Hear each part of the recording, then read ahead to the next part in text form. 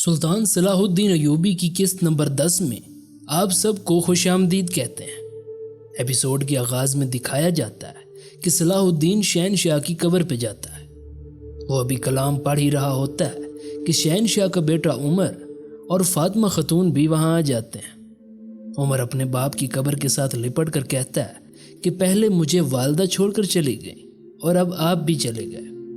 آپ تو جنت میں اکٹھے ہوں گے لیکن میں ادھر اکیلا ہو گیا ہوں۔ تو صلاح الدین کہتا ہے کہ تم اکیلے نہیں ہو بیٹا، بلکہ تمہارے بابا کی یادیں ہمیشہ تمہارے ساتھ ہیں، تم ہمیشہ ان کی موجودگی کو محسوس کرتے رہو گے۔ تو عمر جواب میں کہتا ہے کہ بابا کی یادیں تو میرے پاس ہیں، لیکن والدہ ان کو تو میں نے کبھی دیکھا بھی نہیں ہے۔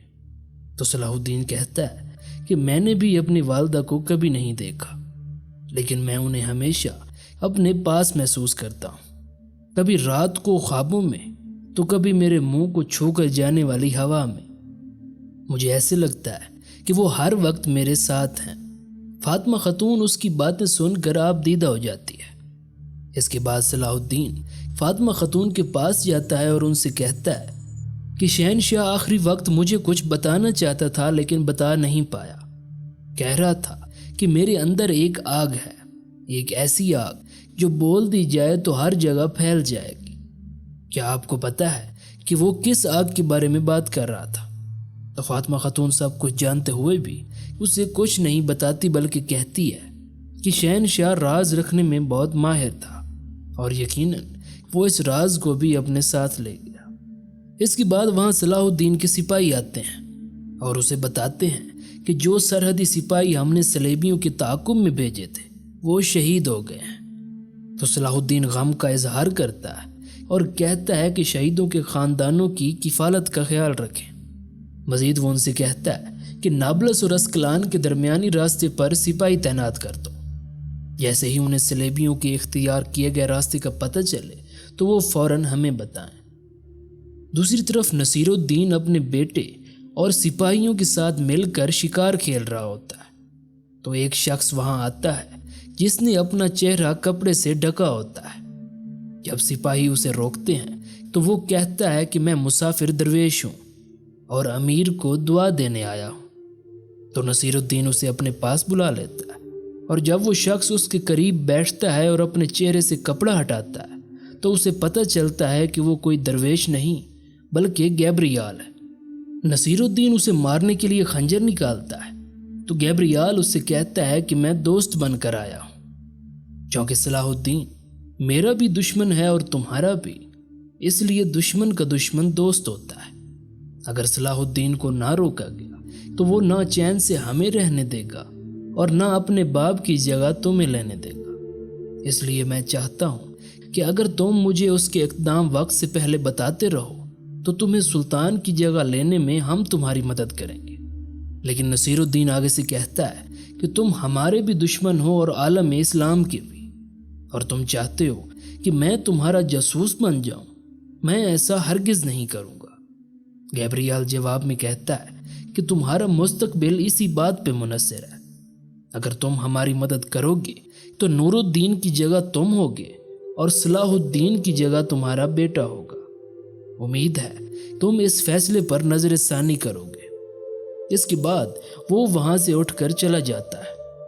دوسری طرف صلاح الدین اپنے کمرے میں بیٹھا ہوتا ہے تو ایک سپاہی آتا ہے اور کہتا ہے کہ شہزادے حضرت، آپ جس خبر کا انتظار کر رہے تھے وہ آ گئی ہے۔ ہمارے سرحدی سپاہی کا خط آیا ہے کہ صلیبی اسکلان جانے کے لیے مشرقی راستے کا استعمال کر رہے ہیں۔ وہ سپاہی مزید بتاتا ہے کہ صلیبیوں کے قافلے میں کچھ اہم لوگ بھی ہیں، لیکن ابھی تک ان کا پتہ نہیں چلا کہ وہ کون ہیں۔ جواب میں صلاح الدین کہتا ہے کہ کل جب ہم ان پر حملہ کریں گے تو اس بات کا بھی پتہ چل جائے گا۔ اس کے بعد نصیر الدین کی زوجہ ایک عورت سے کہتی ہے کہ آخر کیا وجہ ہے کہ فاطمہ خاتون نے اپنے ہی بیٹے کی جان خطرے میں ڈال دی، اور وہ بھی شہزادے صلاح الدین کے لیے۔ تو وہ عورت آگے سے کہتی ہے کہ آخر وہ ان کا بیٹا جو ہے۔ تو وہ اس بات پہ حیران ہو جاتی ہے اور پوچھتی ہے کہ صلاح الدین ان کا بیٹا کیسے ہے؟ تو وہ بتاتی ہے کہ فاطمہ خاتون نے شہزادے کو دودھ پلایا ہے، یعنی وہ ان کی رضائی ماں ہے۔ اس کے بعد نصیر الدین کی زوجہ یہ ساری بات ملکہ خاتون کو بتا دیتی ہے کہ فاطمہ خاتون صلاح الدین کی رضائی ماں ہے۔ تو وہ بہت پریشان ہو جاتی ہے کہ یہ بات نہ سلطان نے مجھے بتائی اور نہ ہی فاطمہ خاتون نے۔ پھر وہ ان سے کہتی ہے کہ یہ بات میں سلطان سے خود پوچھ لوں گی۔ اس کے بعد صلاح الدین سلطان کے پاس جاتا ہے اور انہیں بتاتا ہے کہ نابلس سے اسکلان سلیبیوں کا ایک لشکر آ رہا ہے اور وہ مشرقی راستے کا استعمال کر رہے ہیں۔ اس لشکر میں کچھ اہم لوگ بھی ہیں لیکن ان کا ابھی تک پتہ نہیں چل پایا۔ تو سلطان کہتا ہے کہ ہم نے پتہ لگا لیا ہے، ان میں ایک استاد اعظم بلیک فورڈ ہے اور دوسری شاہ بالون کی بہن وکٹوریا ہے جس کی گیبریال سے شادی ہونے والی ہے۔ صلاح الدین وہاں جانے کی اجازت مانگتا ہے تو سلطان کہتا ہے کہ یہ بہت مشکل کام ہے۔ جواب میں صلاح الدین کہتا ہے کہ اس سب کی وجہ میں ہوں اور میں ہی یہ سب کچھ ٹھیک کرنا چاہتا ہوں۔ تو سلطان آخرکار اسے جانے کی اجازت دے دیتے ہیں۔ دوسری طرف گیبریال کو استاد اعظم کا خط موصول ہوتا ہے کہ انہوں نے کچھ سنگی جاسوس پکڑے ہیں اور اسی لیے وہ مشرقی راستے کی بجائے مغربی راستہ اختیار کریں گے۔ تو گیبریال لیونارڈ سے کہتا ہے کہ مشرقی راستے پر ہم گھات لگائیں گے اور وہ گھات لگانے چلے جاتے ہیں۔ جب صلاح الدین سلیبیوں پر حملہ کرنے جا رہا ہوتا ہے تو ثریا خاتون بھی ساتھ جانے کی ضد کرتی ہے۔ پہلے تو صلاح الدین اسے بہت منع کرتا ہے کہ وہ بہت خطرناک لوگ ہیں، لیکن اس کے بار بار اصرار پہ وہ بعد میں اسے ساتھ لے جاتا ہے۔ گیبریال صلاح الدین کا مشرقی راستے پر انتظار کر رہا ہوتا ہے، لیکن صلاح الدین کو کسی نامعلوم خط کے ذریعے پتہ چل جاتا ہے کہ سلیبی مغربی راستے کا انتخاب کریں گے اور وہ ادھر ہی گھات لگا کے بیٹھ جاتا ہے۔